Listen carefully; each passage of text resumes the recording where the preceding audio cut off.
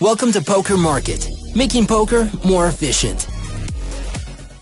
Hey guys, this is kuhns89 for grindersplace, and in this session I'm gonna play stud high low, and I'm gonna mainly focus on explaining basic spots for ring game cash games.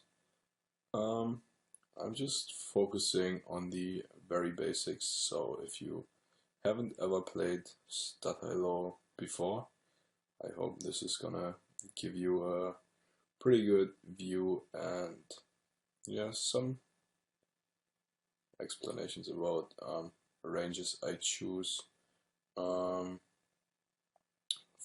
full ring cash games, which is a little bit different because you have to play a little bit tighter than when would you play short-handed, so your ranges are a little bit tighter than playing short. So I'm just gonna start this video real quick, and a couple guys asked me about what kind of bankroll management or strategy I choose for playing limit games. When I started playing horse, I think 5 or 6 years ago, I used something very aggressive. I think I started playing with about 100 big bets, and I just shotted the game because I didn't really thought about it. But considering stuff right now, I would say if you start playing more or less as a professional, I would advise you to at least choose something like 1000 times the big bet. So we're playing 10-20 here, so I would say if you have 20k, you should be okay to play these games, especially when you're multi-table. The game can be pretty stringy and you will have a lot of like ups and downs, and I mean losing let's say 100 or 200 big bets is not nice, but I would consider as something that is more or less standard and can definitely happened a couple times to me already, and it's nothing really special. If you just run bad or not perform with your like A game, then it goes down real quick, and yeah, so much to that point. And just gonna jump into the game. Right table, pretty shitty hand, just gonna fold that. Right table, pretty decent open raising hand, especially when somebody limped. Honestly, I didn't follow which cards are out here, which is something I usually do, and I will do for the rest of the video.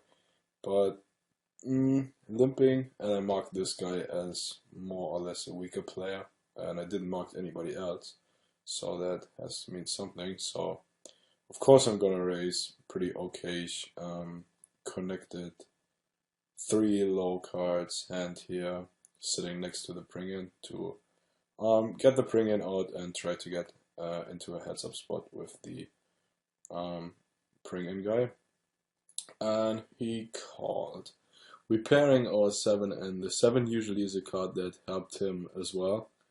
Honestly, I don't know what he's going to limp there. Maybe a small pair like a deuces or something down, and he doesn't want to play big pot, which is something I would understand, but I would probably open raise it. But yeah, let's just see how this continues. We indeed gonna see bad, and then we catching pretty bad card, and he gets a good card. So with no informations and just a few bucks invested in this hand, I would usually advise to just fold here, because big bets coming now, and so far we just invested 20 bucks into this pot, and now we need to pay 20 more bucks, so 1 big bet in a spot where we don't have a pretty nice hand. So I think I'm just folded here. Hopefully I folded, yeah. Just letting things go is a very good advice for future hands, to just let the ego out of hands and just play straight by, I wouldn't say the rules, by your system, and don't waste money and just focus on good spots, and that was clearly not one of them. So